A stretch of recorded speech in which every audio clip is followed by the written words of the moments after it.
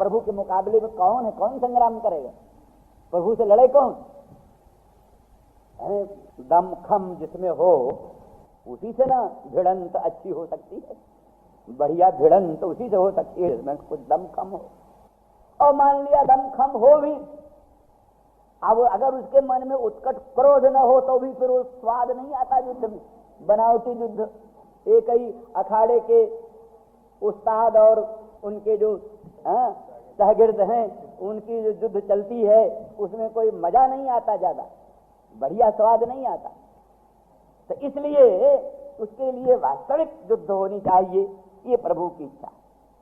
जुजुत्सा जैसे और क्रीड़ा होती है, जैसे दधिदान की क्रीड़ा, दधिदान लेने की क्रीड़ा, जैसे नवनीत चौर्ज की क्रीड़ा, जैसे और समुद्र मंथन की क्रीड़ा, ये सब भगवान की लीला। जैसे अनंत ब्रह्मांड के उत्पादन की लीला, जैसे अनंत ब्रह्मांड के पालन की लीला, जैसे अनंत ब्रह्मांड के संहरण की लीला, जैसे विभिन्न विभिन्न भक्तों के उद्धरण की लीला, गजोद्धरण की लीला, ये अनेक प्रकार की लीलाएं भगवान की होती हैं। तैसे एक दिन भगवान को जुजुत्सा हो गई युद्ध करने की, युद्ध क्रीड़ा करें, युद्ध क्रीड़ा करें और बढ़िया युद्ध हो, घमासान युद्ध हो, आनंद आ जाए युद्ध में, ऐसा युद्ध हो तो कौन कर सकता है? तो मेरे स्वरूप ही ये जय विजय हैं, यही लड़ सकते हैं, और इनसे बढ़ करके और कौन युद्ध करने वाला हो सकता है? मेरे स्वरूप ही हैं। इसीलिए वस्तुतः वैकुंठ धाम में पहुंचकर कभी पतन हो सकता है क्या? कभी नहीं पतन हो सकता। वैकुंठ धाम में पहुंचकर फिर ऐसा पतन, ये पतन इनका हुआ, पतन की बात छोड़ो, ये तो प्रभु की क्रीड़ा है, प्रभु की वो क्रीडिशा, प्रभु की क्रीड़ा की इच्छा, वो जो जुजुत्सा, उस जो जुजुत्सा को जान करके और जय विजय ने भी कहा अच्छा प्रभु को ये इच्छा है तो हम पतन स्वीकार करें, पतन स्वीकार करें और संसार में जाएंगे। अब घमासान युद्ध करके प्रभु का छक्का छोड़ा देंगे, इनको भी मालूम पड़ जाएगी कहाँ है कोई। तो ये जो है जुजुत्सा, ये जो जुजुत्सा हुई प्रभु के मन में, तो फिर कैसे हो? उसका कोई निमित्त होना चाहिए, छाप चाहिए। छाप कैसे हो? इसलिए उनको खड़ा कर देखना, रोकना कोई आए नहीं इस समय, ठीक बात। उधर से चल कर सनकादिकों को प्रेरणा किया कि तुम चलो दर्शन करने के लिए। सनकादिक वहां से दर्शन करने के लिए चले। उनके मन में भगवत दर्शन के उत्कंठा को भी जागरूक कर दिया। ध्यान, मन के ध्यान से संतोष है न हुआ है?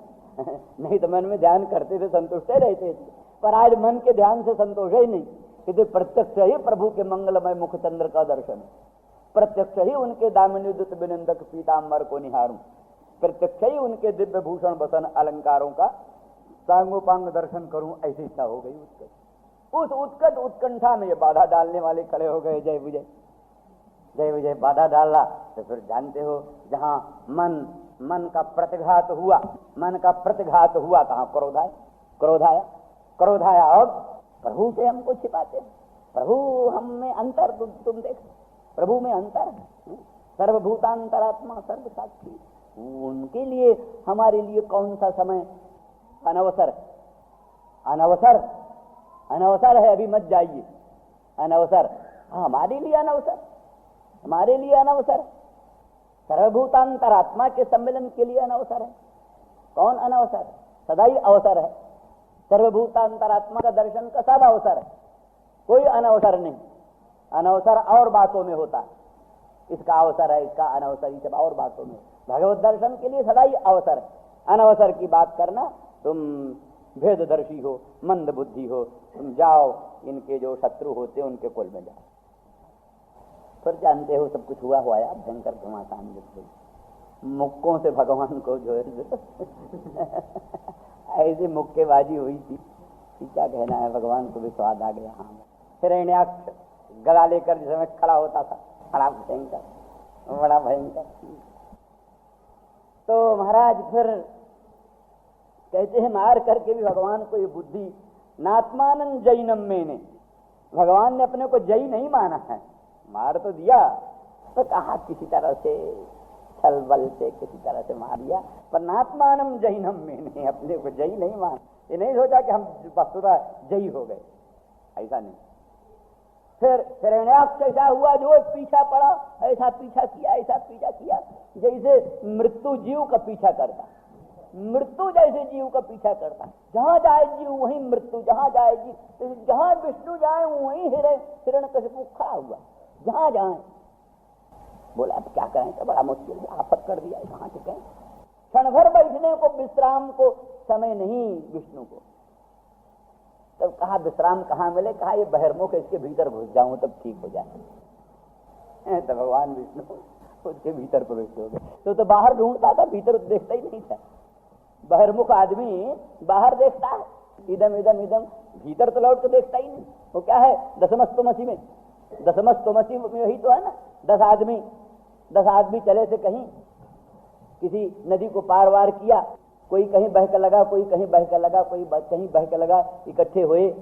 गिन लो भाई, 10 कूदे हैं नदी में, गिन लो 10 हैं कि नहीं। तो 1 2 3 4 5 6 9 तक गिने, अपने तक किसी बुद्धि ही नहीं। गणना में इतनी बुद्धि व्यासक्त हो गई कि सब 9 को गिने, अपने को गिने नहीं कोई। 1 2 3 4 5 6 7 8 9 है भाई, एक नहीं। दूसरा भी गिनता हो, भी इसे कहता था 9 एक नहीं, एक कहीं डूब गया, एक कहीं डूब गया। 10 कूदे हैं, 9 रह गए, एक डूब गया। रोने लगे, सिर पीटने लगे, एक डूब गया भाई। तो कोई बुद्धिमान आया, देखा भाई ये सब क्या कर रहे हैं। तो भाई क्या बात है, हम भाई 10 आदमी चले थे, नदी में कूदे थे पार करने के लिए, अब गिन रहे हैं तो 9 ही हैं। उसने गिना तो है तो 10 ही। उसने कहा 10वां है।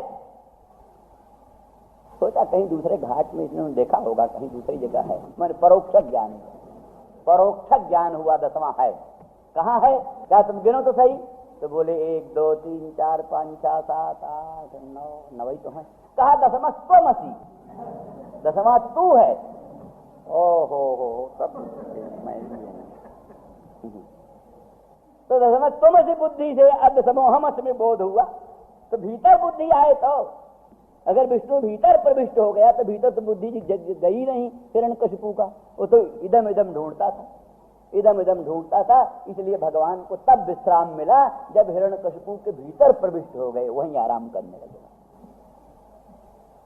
इतना प्रबल ये सब, और बड़े बड़े भयंकर इनके कर्म थे। तो अस्तु, ये तो हमने प्रासंगिक बात कही थी। हमारा कहने का अभिप्राय ये है कि जैसे भगवत प्रेरणा से सनकादिकों को क्रोध उत्पन्न हुआ, तदवत हृक्षय अस्मासु हृक्षयस्य उदयो यस्मा। तैसे श्री गोपांगना जनों में, श्री ब्रजसीमंतनी जनों में आप्त काम पूर्ण काम आत्माराम परम अनुष्काम परम संत स्वरूप इन गोपांगनाओं में जो हृक्षय का उदय हुआ, वो जिसकी प्रेरणा, वही सर्व प्रेरक सर्वांतरजामी सर्वशक्तिमान प्रभु की प्रेरणा से उनको जो काम क्रीड़ा करनी है, काम विजय लीला करनी है। काम विजय लीला भी एक लीला है। जैसे जो जुजुत्सा है वो तो किसी स्थूल ढंग का युद्ध है, माने हिरण्यकशिपु से, हिरण्याक्ष से, रावण से, कुंभकर्ण से जो युद्ध था वो तो युद्ध भौतिक युद्ध था, बाह्य युद्ध था, बाह्य युद्ध, भौतिक युद्ध। और यह है आध्यात्मिक युद्ध। आध्यात्मिक युद्ध की इच्छा हुई, जुजुत्सा, आध्यात्मिक ढंग की जुजुत्सा हुई। कंदर्प को विजय करने के लिए युद्ध करने की इच्छा हुई, तो उस लिए इनके हृदय में हृक्षय का उदय किया, प्रभु की इच्छा। क्योंकि हृक्षय का अगर अति सुंदरी दिव्य युवती, अनंत सौंदर्य माधुर्य पूर्ण परम यौवन लावण्य संपन्न भी हो, परंतु उसमें अगर हृक्षय का उद्रेक न हो, काम का उद्रेक न हो, तब थोड़ा न कुछ उसमें स्वाद आएगा।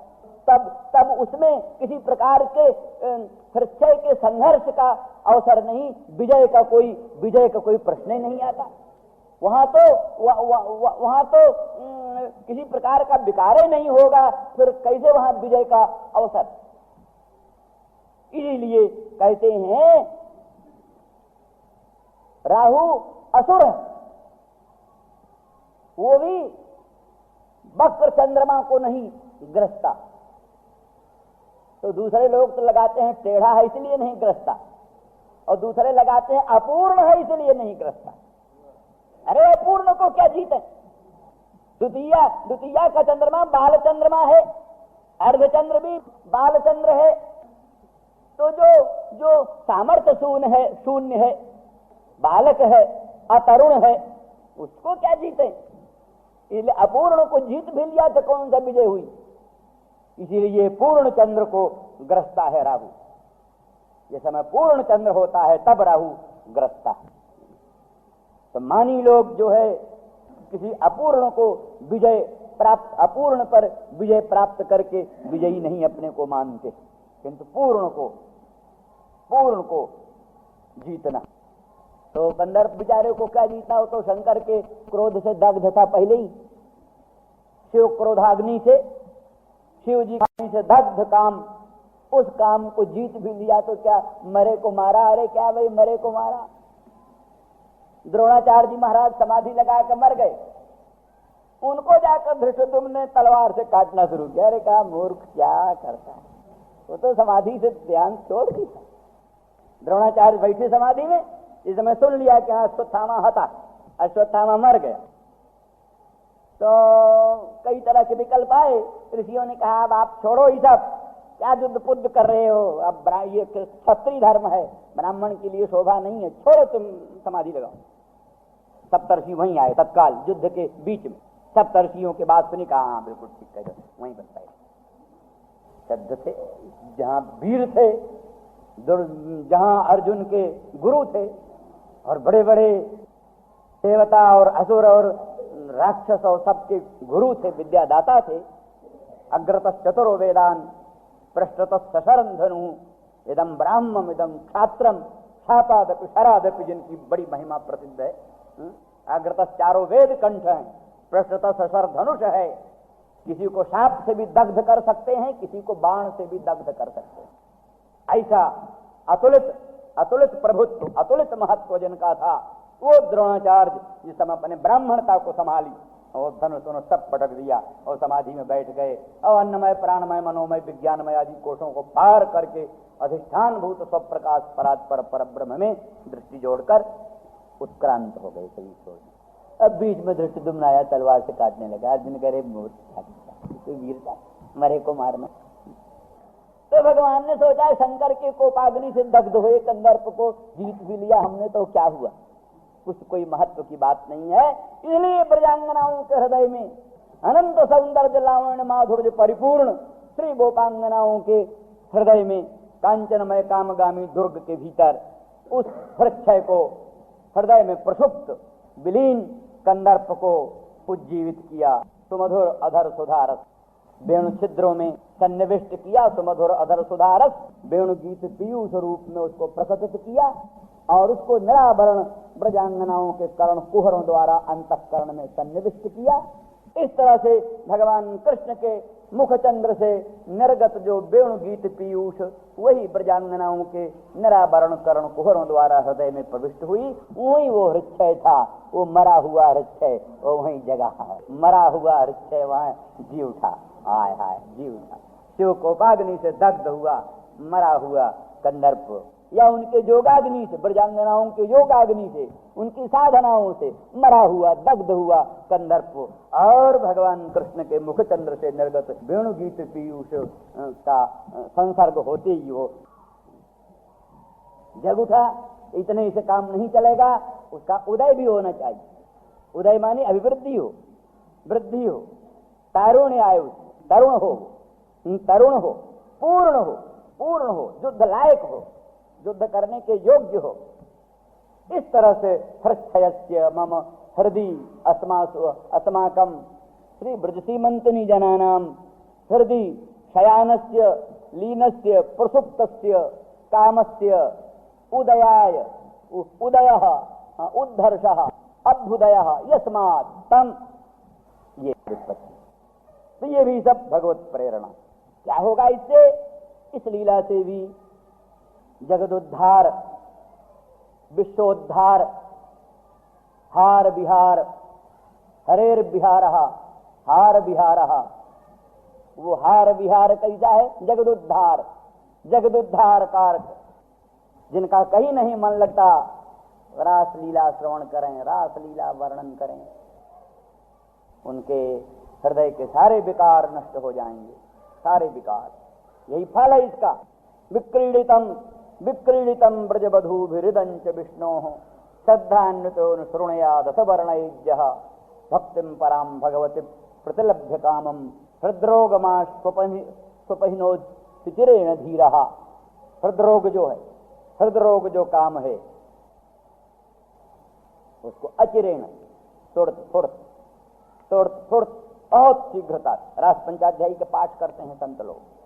रास पंचाध्यायी का पाठ भी इस विकार के दूर करने का अमोघ, हृदय रोग जो होता है उसके भी दूर करने का अमोघ रोग है। किसी को हृदय रोग होता है ना, हृदय रोग होता है, हवल दिल कहते हैं, क्या कहते हैं, तो उस जो है तो हृदय रोग के दूर करने का अचूक रामबाण औषध रास पंचाध्यायी का पाठ। तो इस प्रकार से जो जगदुद्धार का हेतु हार बिहार, हरि का बिहार, उसकी अभिव्यक्ति तभी हो सकती है जब श्री ब्रजसीमंतनी जनों के हृदय में उस काम का उद्रेक हो। जैसे सनकादिकों के हृदय में क्रोध का उद्रेक हुआ, तब उसके द्वारा शाप हुआ, तब उसके द्वारा जय विजय रावण कुंभकर्ण आदि रूप में प्रकट हुए, तब भगवान की युद्ध लीला चली। इसी प्रकार से रास लीला आदि भी जो भगवान की बढ़ी चली, इसमें भी मूल मंत्र ये सब है। इसलिए भगवत प्रेरणा से ही, भगवत इच्छा से ही शंकर को पाग्नि से दग्ध रुद्र का पुनः अभ्युदय, उनकी साधनाओं से दग्ध सुप्त लीन प्राय कंदर्प का पुनः अभ्युदय हुआ। वो अभ्युदय केवल मात्र जगदुद्धार के लिए, केवल मात्र जगदुद्धार के लिए। और एक बड़ा सुंदर अर्थ है, बहुत अच्छा, हमको बड़ा अच्छा लग रहा है, आप लोगों को जैसा लगे। हृक्षयस्य उदयः सौभाग्यम यस्मात्। हृक्षय का उदय हुआ है, भाग्योदय हुआ है जिससे। अरे हृक्षय निंदे, बहुत निंदे। जोगींद्र मुनींद्र नाक भाव सकोड़ते हैं, अरे राम राम, काम कला की बात, कामक क्रीड़ा की कथा, छी छी छी छी, तुच्छम तुच्छम तुच्छम, शांतम पापम। हृक्षय की कथा, काम की कथा, बहुत निंदे, बहुत खराब। तो इस तरह से सद्भिर्हेयस्यापि हृक्षयस्य उदयः सौभाग्योदयो यस्मात्। सत्पुरुषों द्वारा जो हेय है, परम त्याज्य है, परम निंद्य है काम, उस काम का उदय हो गया, भाग्योदय हो गया। जिससे क्या भाग्योदय हो गया? माने संत लोग गाने लग गए उसी काम की महिमा। सतान ध्येयत्व ज्ञेयत्व प्राप्त, जो सद्भिर हेय वही सद्भिर ध्येयो ज्ञेयत्व संजाता। जो संतों का हेय था, त्याज्य था, वही संतों का ध्येय बन गया, संतों का ज्ञेय बन गया। संत उसी को गाने लगे, संत उसी का ध्यान करने लगे। किसके संबंध? भगवत संबंध। भगवत संबंध का काम चोर जार शिखामणि कहने लगे। भगवान चोर जार शिखामणि। तो ये विक्रीडितम ब्रजवधूभिरिदंच विष्णोः, तो संत लोगों ने जो रासलीला का श्रवण किया, रासलीला का वर्णन किया, कृष्ण क्रीड़ा का वर्णन किया, तो इसमें काम ही तो शतांग ज्ञेय हो गया, संतों का ज्ञेय हो गया। काम ही संतों का ध्येय। वो क्या है? गोपाल मंत्र जो है ना, गोपाल मंत्र, अष्टादशाक्षर गोपाल मंत्र, उसका ध्यान देखो। नीचे जो ध्यान है, वृंदावने रम्ये स्मरेत वृंदावने रम्ये मोहयंत मनारतम काम बाणैहि, ऐसा सब है। ध्यान ही इस ढंग का। वृंदावन धाम में श्याम सुंदर ब्रजेंद्र नंदन कृष्णचंद्र गोपांगना जनों के मध्य में विराजमान है। वो अपने हाव भाव कटाक्षों से मदन मोहन प्रीतम को मोहित कर रही हैं। तो इस प्रकार का ध्यान, और भी कई कई ढंग के विचित्र विचित्र ध्यान है। जरा वो क्रम दीपिका है, क्रम दीपिका गोपाल मंत्र पर, जैसे राम मंत्र पर रामार्चन चंद्रिका, राम मंत्र पर रामार्चन चंद्रिका, रामार्चन चंद्रिका पढ़ें तो राम मंत्र की महिमा और राम का अर्चन, राम का पूजन, राम की सब व्यवस्था उससे आती।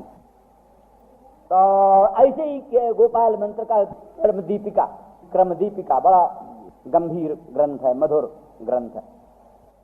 तो ऐसी जगह में जो ध्यान है, उस ध्यान में गोपांगना जनों के साथ ही, विविध क्रीड़ाओं के साथ ही मदन मोहन गोपाल कृष्णचंद्र का ध्यान है। तो जो काम सद्भिर्ध्येय था वही काम सताम ध्येय हो गया, सताम ध्येय हो गया। तो क्या हुआ, मानो काम का भाग्य जग गया, अति निंद काम उसका भाग्य जग गया, प्रशंसनीय हो गया, संतों की गोष्ठी में उसकी चर्चा होने लग गई। ये हृच्छयस्य कामस्य उदय सौभाग्य उदय यस्मात्। इसीलिए एक भक्त कहते हैं, हृच्छयति नवनीत चौरतांते ब्रज जुबती जन जारतान जनो जहा वितरसि निज रूप मीत तस्मयी सुकृत धिया परिगोपनाय नूनम। कहते हैं, हे श्याम सुंदर, कोई भक्त भगवान से मजाक कर रहा, दिल लगी उपहास। कहता प्रथयति नवनीत चौरतांते, हम लोग आपकी प्रशंसा करते करते थक जाते हैं, आप आंख उठाकर देखते भी नहीं हमारी तरफ, खूब जानते हैं क्या बात है। प्रथयति नवनीत चौरतांते, जो आपकी चोरी वर्णन करने लगे, जन्म जन्मांतर की कलई खोलने लगे, आपने चोरी किया, गोपांगनाओं के घरों में जाकर मक्खन चुराया, दही चुराया। प्रथयति नवनीत चौरतांते, जो आपकी नवनीत चौरता को प्रख्यापन करता है, दुनिया में गाता है। और ब्रज जुबती जन जारतान जनो जह, ब्रज जुबती जनों के साथ आपकी जारता, कामुकता, इसको भी जो गाता है, तो आप चुप चुप चुप चुप करते हुए उसको चटपट घूंस देकर, जैसे कोई निंदा करने लगे तो घूंस देकर चुप करो, मुंह बंद करो, लड्डू दो मुंह बंद करो। निंदक है, बड़ा निंदा कर रहा है, दो लड्डू, लड्डू नहीं कुछ रुपया दे दो, रत्न दे दो, मोहर दे दो, कुछ दे दो, प्रसन्न कर दो।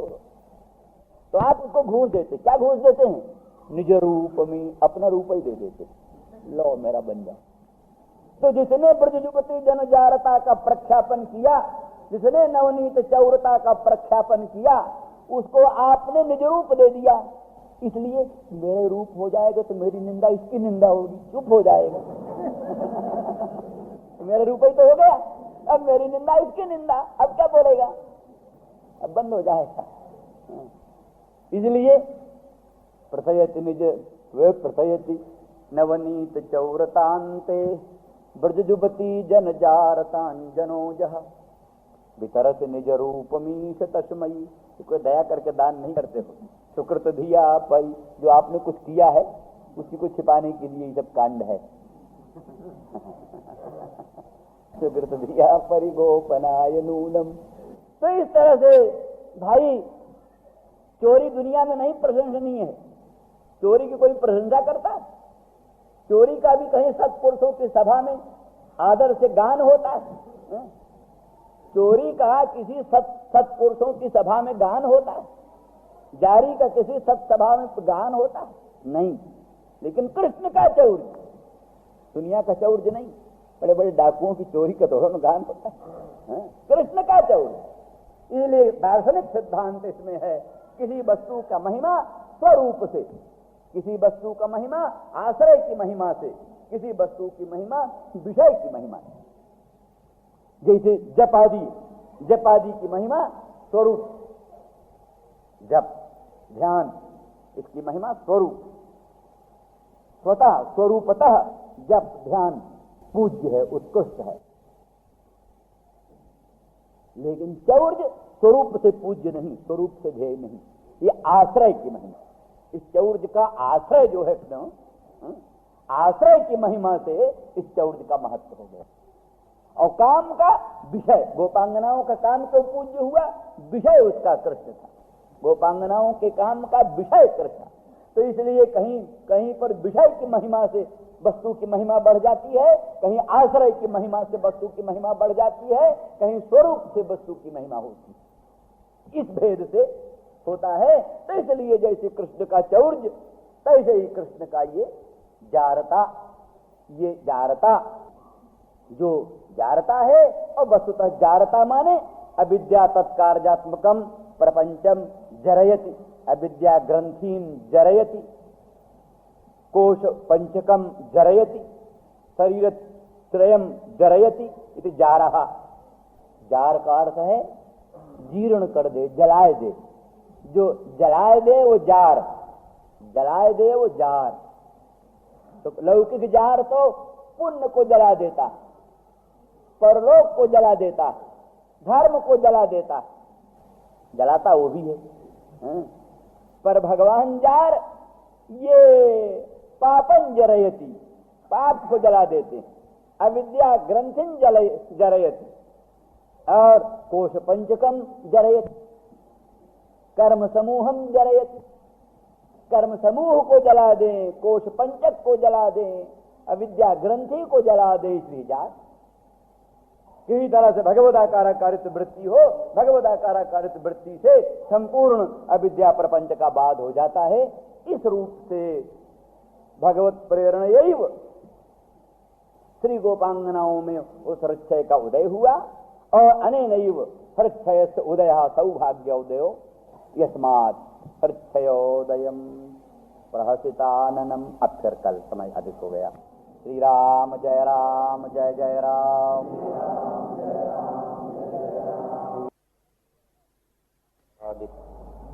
नवलक्षण लक्षितम कृष्णाख्यम परंधाम जगद्धाम नमाम तत्। भागीशा यस्य वदने लक्ष्मीर्यस्य च वक्षसि, यस्यास्ते हृदये संवित् सन्दृशमहं भजे। नमोऽस्तु रामाय च लक्ष्मणाय देव्यै च तस्यै जनकात्मजायै। नमोऽस्तु रुद्रेन्द्रयमानिलेभ्यो, नमोऽस्तु चन्द्रार्कमरुद्गणेभ्यः। श्रीराम जय राम, जय जय राम। रामक्षयोदयम् प्रहसिताननं प्रेमवीक्षणं, बृहदुरश्रियो वीक्षधामते। मुहुरतिस्पृहा मुह्यते मनः,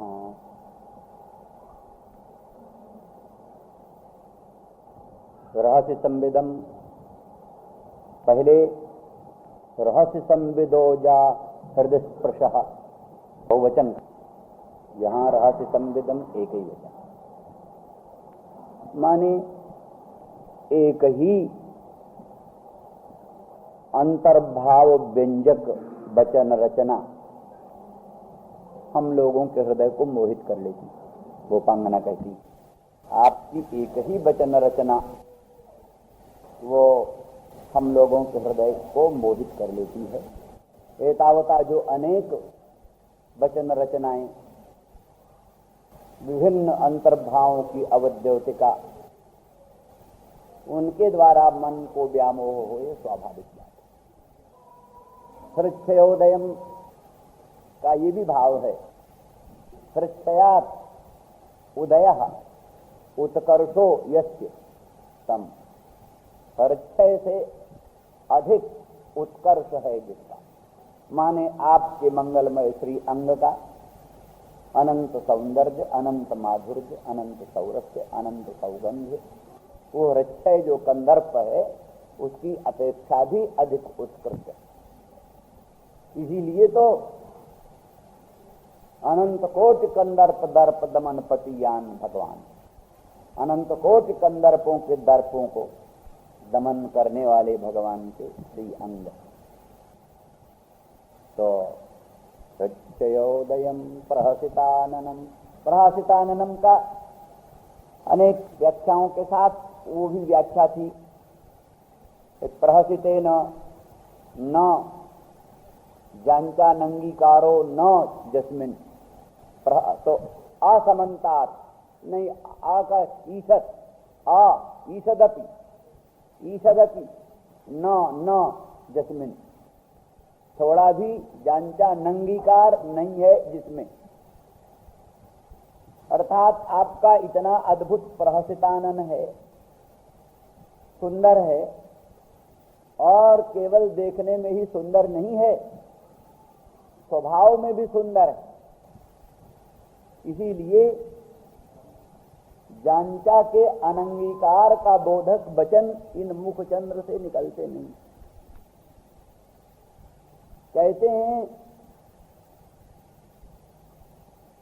जब भगवान कृष्ण ने गोपांगनाओं को कह दिया तुम यहां से चली जाओ, हमने तुमको बुलाने के लिए बंसी नहीं बजाई, बंसी तो हम अपने विनोद से, बंसी वादन विनोदी हैं हम, बंसी वादन करते रहते हैं, तुम क्यों चली आई वन में, अंधेरी रात्रि है, या चंद्रमसी रात्रि भी मान लिया है तो भी आखिर रात्रि तो है।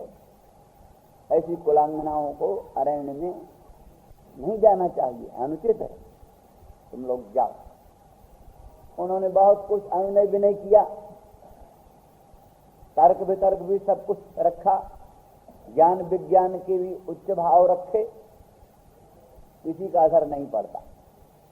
तो कोई गोपांगना कहती सखी एक दर्पण तो लाओ, एक दर्पण लाओ, एक दर्पण, क्या करोगे दर्पण, जरा इनको दिखाओ तो दर्पण, ये जरा अपना मुखचंद्र तो देखें, ये जैसी कठोर बात कर रहे हैं इस मुखचंद्र के लायक है क्या?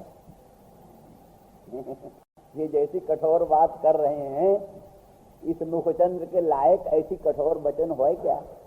ये कैसे बोल रहे, जरा एक दर्पण लाओ, ये अपने मुखचंद्र को देखे बिना ऐसी बात बोल रहे, दर्पण लाओ। उस भाव का अवद्योतन। तो प्रहसितेन आननेन, प्रहसितेन ईषदपि न जांचा नंगीकारो न जस्मिन, थोड़ा सा भी जांचा नंगीकार, जांचा का अनंगीकार थोड़ा सा भी नहीं है इस मुखचंद्र में। अर्थात इतने सुंदर स्वभाव के उदार मुखचंद्र हैं कि मांगने वाले लोगों को ना इस मुख से नहीं निकलता। उन्होंने इसकी महिमा भी तो कहा, जिनके लहिन मंगन नाही, ते नरवर थोड़े जग माही, जग बहु नर सरि सर सम भाई, जे निज बाढ़ पाई अधिकाई, सज्जन सकृत सिंधु सम कोई, देखी पूर विधु बाढ़ जोई, इत्यादि के साथ। जिनके रही न रिपुरण की थी, नहीं लावही परती मन दी थी, जिनके लहिन मंगन नाही, ते नरवर थोड़े। जैसे और बहुत से गुण गण भगवान में हैं, अचिंत्य अनंत कल्याण गुण गणों के आस्पद भगवान हैं, तैसे ये भी एक भगवान में गुण है कि जाचक के लिए उनके मुखचंद्र से ना शब्द नहीं निकलता, ना नहीं। जांचा नंगीकार का अभाव, जांचा स्वीकारा, जांचा नंगीकार का अभाव क्या है? जांचा स्वीकारा। तो असमंतात न जांचा स्वीकारो जस्मिन तत् आनंद, असमंतात जांचा स्वीकारो, सब प्रकार से सांगोपांग जांचा का अंगीकार होता है जिस मुखचंद्र में। ऐसे मुखचंद्र हैं कि जो मांगता है कुछ उसको सांगोपांग पूरा पूरा देते हैं, अधूरा नहीं देते, पूरा पूरा देते हैं, अधूरा नहीं देते। इसलिए सब पहले में आका ईसत, दूसरे में आका अर्थ क्या नाम समन्तात, असमन्तात नना माने जांचा स्वीकारो, जिसमें पूर्ण रूप से जांचा का अंगीकार जिस मुखचंद्र में। पूर्णता का यहां तक कि कोई मांगे थोड़ा तो दें ज्यादा। कहते हैं वो विभीषण गया, विभीषण की एक कल्पना थोड़ो न थी कि हमको लंकेश बनाया जाएगा, लंकेश बनाए जाने की कोई कल्पना नहीं थी, पर जाते ही राम तिलक तही तारा, जाते ही उसको पहले तिलक, पहले लंकेश, संबोधन में पहले ही कह लंकेश सहित परिवारा, पहले ही लंकेश। और ये भी दिया तो संकोच बस, बहुत कम दे रहे हैं। क्या दे रहे हैं? कम दे रहे हैं, कम दे रहे हैं। इससे बढ़कर के असमंतात का उदाहरण क्या होगा? लंकेश बनाते हैं और संकोच हो रहा है कि क्या दिया हमने, लोग क्या कहेंगे, क्या दिया किसने। तो भले जाचक का पेट थोड़ा ही हो, जाचक को भूख थोड़ी हो, पर जाचक की भूख थोड़ी होने पर भी देने वाला अपनी दृष्टि से देता है, उसको थोड़ा देना भाता नहीं। इसलिए सकुच दीन रघुनाथ, जो संपद शिव रावण दीन दिए दसमात, 10 माथ चढ़ाया, 10 मस्तक काट काट के चढ़ाया रावण ने। तो जो संपदा भगवान रुद्र ने दिया, वो संपदा विभीषण को भगवान ने दिया, तो दिया सकुच दीन रघुनाथ। कम दे रहे हैं, क्या दे रहे हैं, कुछ ठीक ठाक बस बैठ। ऐसे कि तो सुदामा को देने लग गए, तो तंडुल जो है चिवड़ा उसका जो है, सुदामा की पत्नी ने पड़ोस से कुछ चिवड़ा लाई थी, पृथुक तंडुला, और फैले हुए तंडुल जो है, फैले हुए चूड़ा ही होता है। तो फटे पुराने वस्त्र में था वो चूड़ा। दोनों मित्रों की छीना झपटी में, तो छीना झपटी में वो बेचारा वो पुराना सड़ा गला कपड़ा ब्राह्मण का फट गया तो चूड़ा नीचे गिर गया तो चढ़ उठा करके मुंह में डाला, और दूसरा मुंह में, तीसरा अरे रुक्मिणी ने कहा बस कहीं हमको रहने को जगह दोगे, सब कुछ दे दोगे, क्या कर रहे हो हाथ पकड़। तो मतलब यही कि भगवान अपनी दृष्टि से अनंत ब्रह्मांड नायक है, अनंत ऐश्वर्य है, अनंत वैभव है, अतुलित प्रताप है, अनंत ब्रह्मांड की ऐश्वर्याधिष्ठात्री महालक्ष्मी भगवती सेविका है, दासी है। उस दृष्टि से महान से महान दान, ऊंचा से ऊंचा दान भी भगवान को थोड़ा ही लगता है। इसलिए असमंतात नना जांचा स्वीकारो जत्न रो, ऐसा आपका प्रहतानन फिर कठोरता आप बरत रहे। हम लोग आपके दर्शन के लिए सर्वस्व त्याग करके चरणों में आई हैं, और आप अंतर्धान होकर छिपे हुए हमारी दुख दर्द की करुण कहानी सुन रहे हैं। ये क्या चीज? प्रहसिताननम प्रेम वीक्षणम बृहदुरस्त्रियो वीक्षधामते मुहूर्त स्पृहा मुह्यते मन। बृहदुरा का ये भी अर्थ है, बृहत धर्म, उरह उरही उरस्थानीयम यस्य। तो वेद वेदांत कहते हैं ना कि धर्म जो है भगवान का उरस्थल, अधर्म भगवान का पृष्ठभाग, अधर्म भगवान का पृष्ठभाग है, धर्म भगवान का उरस्थल। तो इस तरह से धर्म का धाम आपका उरस्थल धर्म स्वरूप ही है। आपके उरस्थल की प्राप्ति, उरस्थल का संस्पर्श मानो प्रत्यक्ष धर्म का ही प्राप्ति है, धर्म का ही संस्पर्श। और श्रियोधाम सब प्रकार की स्त्री, अनंत ब्रह्मांड की ऐश्वर्याधिष्ठात्री महालक्ष्मी स्त्री, उसका धाम, और श्री शोभा आभा प्रभा कांति उसका धाम, और मोक्ष स्त्री सबसे बड़ी मोक्ष स्त्री है, मोक्ष स्त्री का भी धाम। माने चतुर्वर्ग जो है धर्म अर्थ काम मोक्ष, इन चतुर्वर्ग की अधिष्ठात्री महाशक्ति जो दिव्य स्त्री है, उस स्त्री का ये धाम।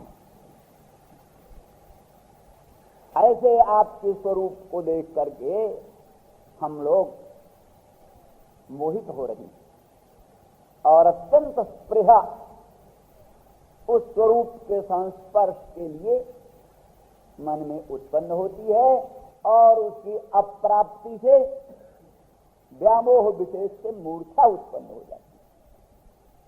अथवा श्रियोधाम बृहदुर श्रियोधाम कह करके दुर्लभता सूचित कर, वो उड़स्थल हम जैसी अभागिनियों को कहाँ मिलने वाला।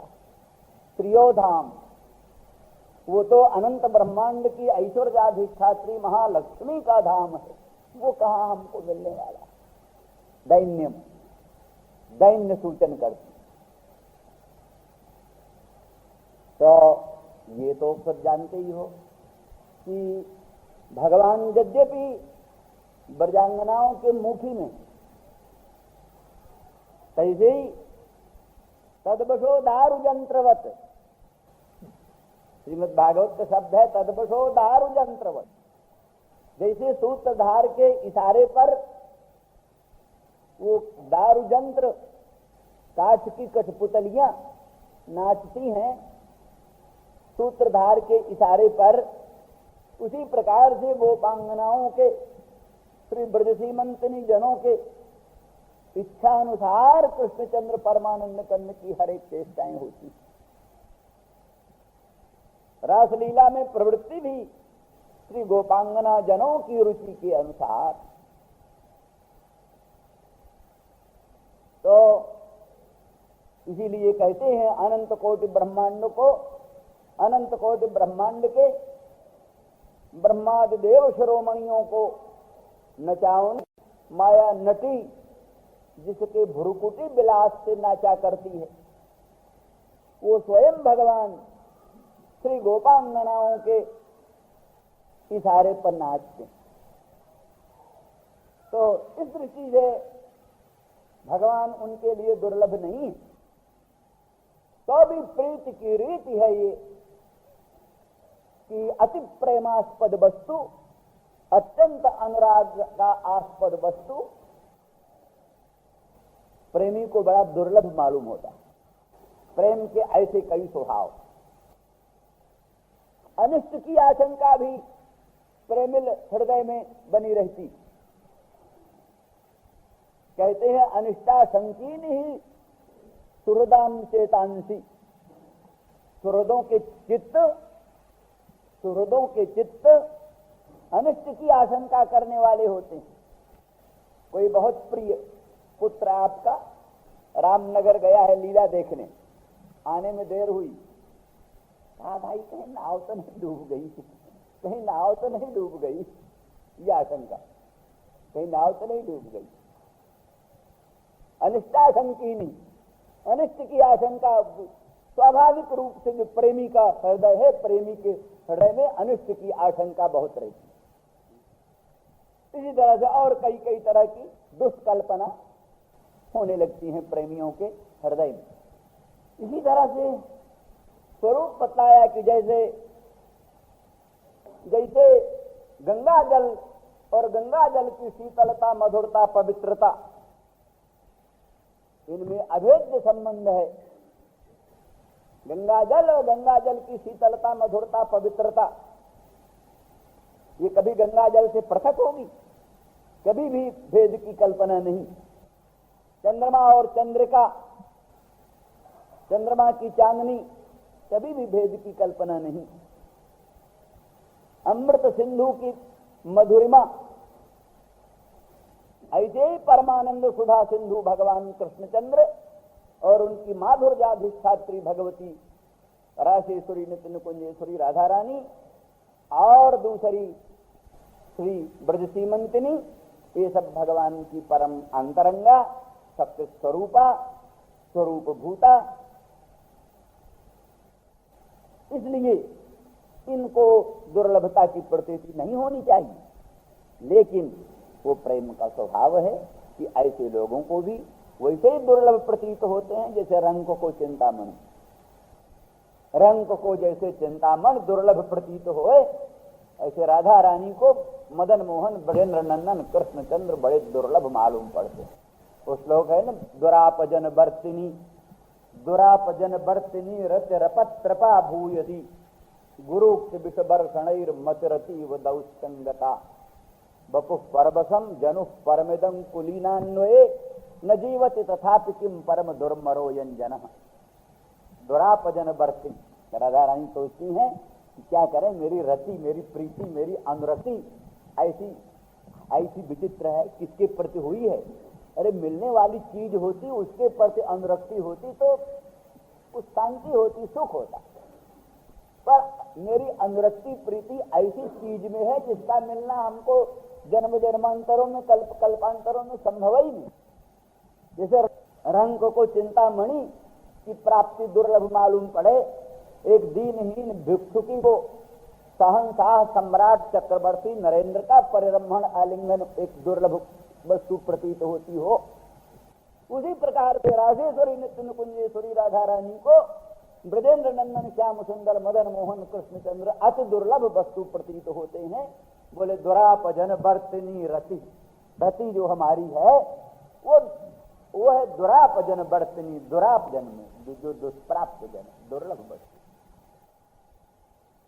अपत्रपा भूयसी, और लज्जा बहुत, कुलांगना स्वभाव सुलभ, लज्जा बहुत अधिक। अगर जन्म जन्मांतरों युग युगांतरों के पुण्य पुंज से एक क्षण के लिए मदन मोहन के मुखचंद्र के दर्शन का अवसर मिला तो वहां लज्जा दर्शन ही नहीं करने देती, लज्जा आकर बाधक खड़ी हो जाती है बीच में। दुरापजन बर्तनी रतिर पत्रपा भूयसी। और अगर कभी किसी तरह से हृदय को वज्र बनाकर लज्जा को एक तरफ करके नेत्र उन्मीलन किया मुखचंद्र देखने के लिए, तो गुरुक्ति विषवर्षण मतिरति दौसंगता। गुरुजनों की जो उक्ति रूपी विषवर्षण, गुरुजनों की उक्तियां क्या है, मानो विषवर्षण, विषय बरसते हैं। ननंदा की बात, सुश्रू की बात और प्रजावती भाभी की बात और लोगों की बात, गुरुजनों की बात क्या है, वो हमें विषवर्षण ही। मतिरति व दौश्चंगता, मति अत्यंत व्याकुल हो जाती है, दुर्बल हो जाती है। बपु परवशम, स्त्री शरीर है इसलिए शरीर परवश। भगवान पक्षी बनाए होते भगवान तो स्वच्छंद होकर उनके मुखचंद्र का दर्शन कर ले। पर बपु परवशम, शरीर परवश है, स्त्री शरीर ललचाती हैं। सखी हरिणी धन्य धन्य, धन्यास्म मूढ़ मतयो हरिण एता, या नंदनंदन मुपात्त विचित्र वेशम, आकर्ण वेणुरणितम सह कृष्ण सारा, पूजांग धुर्दर्शिताम प्रणयावलोकैहि। ये हरिणी धन्य धन्य है, बड़ी सौभाग्यशालिनी है, जो मदन मोहन ब्रजेंद्र नंदन श्याम सुंदर वृंदावन धाम में जाते हैं, वो उनका दर्शन करती हैं। और उनके पति जो हैं कृष्णसार, वो उनको साथ लेकर आते हैं दर्शन कराने। जैसे कोई घर का बड़ा भक्त पुरुष हो, वो अपनी पत्नी को कहता है चलो तुमको भगवान का दर्शन करा लाएं, चलो विश्वनाथ जी का दर्शन करा लाएं, चलो तुमको राघवेंद्र भगवान का दर्शन करा लाएं। कोई अच्छा पुरुष जो है वो अपनी अपनी अपनी जो प्रियतमा पत्नी को दर्शन कराने ले जाता है। इस तरह जो हरिण जो है वो अपनी हरिणियों को, अपनी गृहिणियों को साथ ले आकर आते हैं, कृष्णचंद्र के मुखचंद्र का दर्शन कराते हैं। क्यों कहा, वो कृष्ण सारा, उनके पति कृष्ण सार है। कृष्ण एव सारो ये शाम से कृष्ण सारा, उन्होंने कृष्ण को ही सार समझा है संसार। उन्होंने जान लिया संसार में और कुछ सार नहीं, कृष्ण ही सार। तभी वो स्वयं भी दर्शन करने जाते हैं, अपनी पत्नी को भी दर्शन करने के लिए ले जाते हैं। हाँ, पर हम क्या करें, हमारे पति तो अभिमान सारा है, ये कृष्ण सारा नहीं, ये अभिमान सारा, ये तो अभिमान है को सार समझते, इसलिए अभिमान लिए बैठे हैं, न स्वयं दर्शन करने जाए न हमको दर्शन करने दें। तो इस तरह से हरिणियों के भाग्य को सिहाती हैं, अपने भाग्य को नगण्य समझती।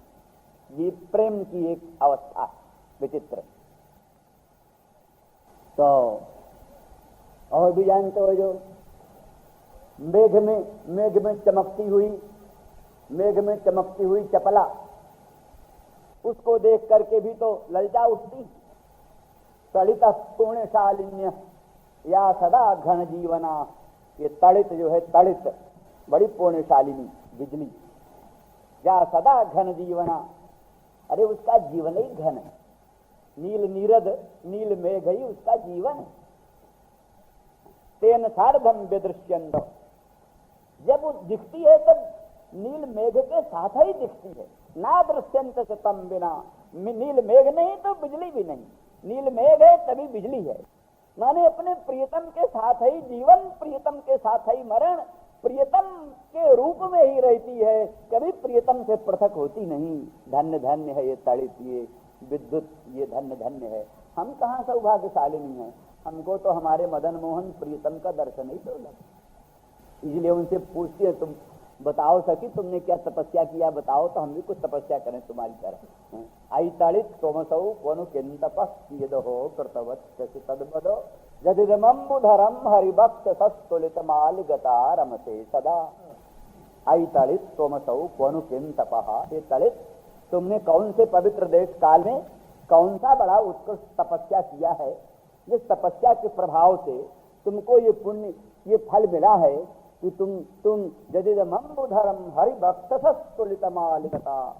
ये जो अंबुधर है, नील नीरधर है, नील मेघ है, ये तो हमारे मदन मोहन के ओरस्थल के तुल्य, हमारे श्याम सुंदर मदन मोहन का ओरस्थल जैसे गंभीर दीप्यमान नील नीरद के तुल्य, उसी प्रकार का ये अंबुधर है। तो मेरे प्राणनाथ, मेरे प्रियतम, मेरे मदन मोहन श्याम सुंदर के वक्षस्थल के तुलित जो ये अंबुधर है, तुम उसी को निरंतर विहार करती हो, निरंतर रमण करती हो, तुमको कभी भी उसका विछोह नहीं प्राप्त होता। तुम धन्य धन्य हो। तुम बताओ हमको अपनी तपस्या का रहस्य, तो हम भी वैसी तपस्या करें ताकि तुम्हारी तरह सौभाग्य हमारा भी हो जाए।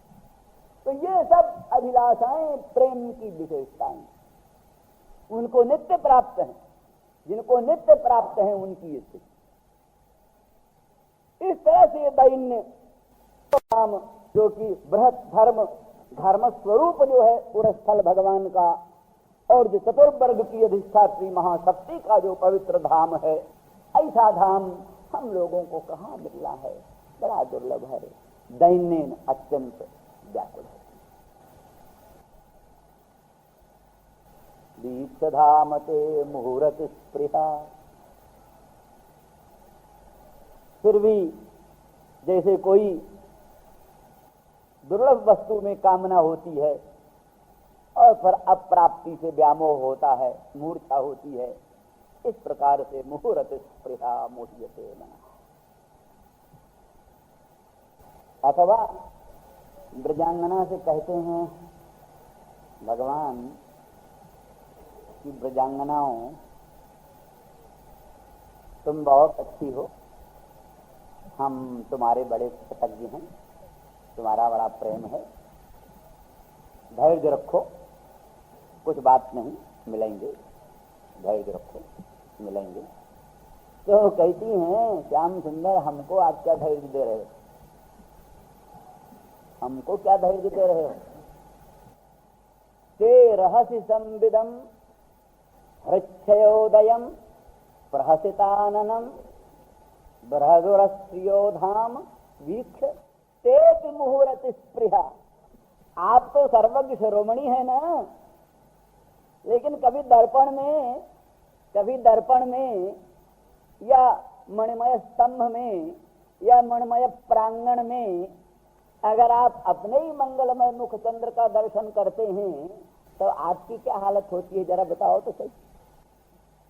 तो माने सर्वज्ञ शिरोमणि भगवान भी जिस समय अपने मुख चंद्र को कभी देख लेते हैं दर्पण में या मणिमय प्रांगण में, तो उसकी शोभा आभा प्रभा से मोहित हो उठते हैं और उसको हृदय से लगाने के लिए व्याकुल हो उठते हैं। हाँ, ये तो बड़ा सुंदर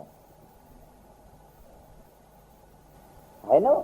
रत्नस्थले जानुचर कुमार संक्रांतमात्मीय मुखारविंदम आदातु कामस्तदलाभतेदान निरीक्ष धात्री बदनम रुरोद रुरोद।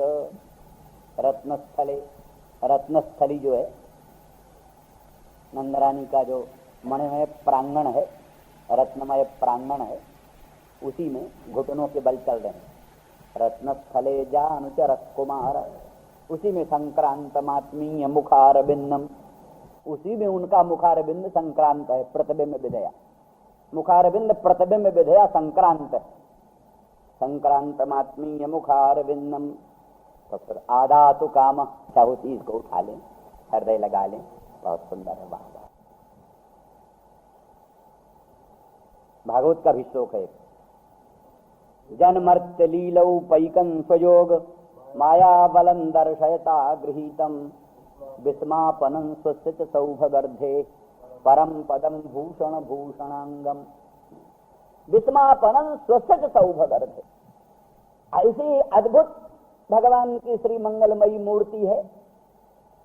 अघटित घटनापतियान भगवदीय स्वात्म वैभव का अतुलित प्रताप उस स्वरूप में ऐसे अद्भुत रूप से अभिव्यक्त हुआ है कि विस्मापनं स्वस्य, स्वयं को भी विस्मय उत्पन्न कर देता है, स्वयं को विस्मय उत्पन्न कर देता है।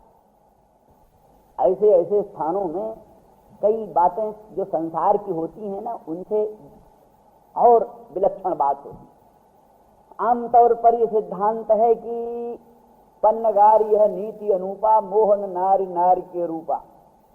नारी के रूप में नारी मोहित नहीं होती, नारी के रूप में नारी मोहित नहीं होती, पर पुरुष तो मोहित होता है। पुरुष नारी के रूप में मोहित होता है, पर नारी नारी के रूप में मोहित नहीं होता। कितनी भी सुंदरी नारी हो, कितनी भी सुंदरी बहू आई हो, उसको देखने गई, उसके सामने तो खूब प्रशंसा करेंगे, वाह वाह वाह बड़ी सुंदर है, बड़ी सुंदर। अलग हटी पूछा, बोलो कैसी बहू है? हाँ, नाक बाहों से कोड़ दिया है।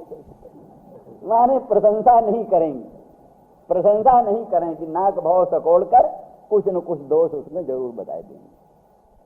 यही है कि पन्नगार यह नीति अनूपा मोहन नारी नारी के रूपा। नारी के रूप में नारी मोहित नहीं, पर यह असाधारण बात है, रंग भूमि जब सिय पगुधारी देख रूप मोहे नर नारी। ये असाधारण बात है कि जनक नंदिनी जानकी जिस समय रंग भूमि में पधारी, उस समय नर और नारी सब मोहित। अब लोग कई तरह का अर्थ लगाते हैं, खींचातानी, तो सीधा सीधा अर्थ ये, वैसे कहते नर की नारियां मोहित हो गई, नर की नाड़ी नाड़ी मोहित हो गई, रामायण हो गया, नर की नाड़ी नाड़ी मोहित हो गई। तो किंतु ये कुछ नहीं, सीधी सी बात है। साधारण रूप यह है कि नारी के रूप में नारी मोहित नहीं होती, लेकिन जगदम्बा अनंत कोटि ब्रह्मांड जननी पराम्बा के लोकोत्तर माधुर्य में नारी भी मोहित हुई। कहीं लिखा है महाभारत में, द्रौपदी स्नान कर रही थी, तो द्रौपदी के अंग की आभा प्रभा देख करके और द्रौपदी की सखियां द्रौपदी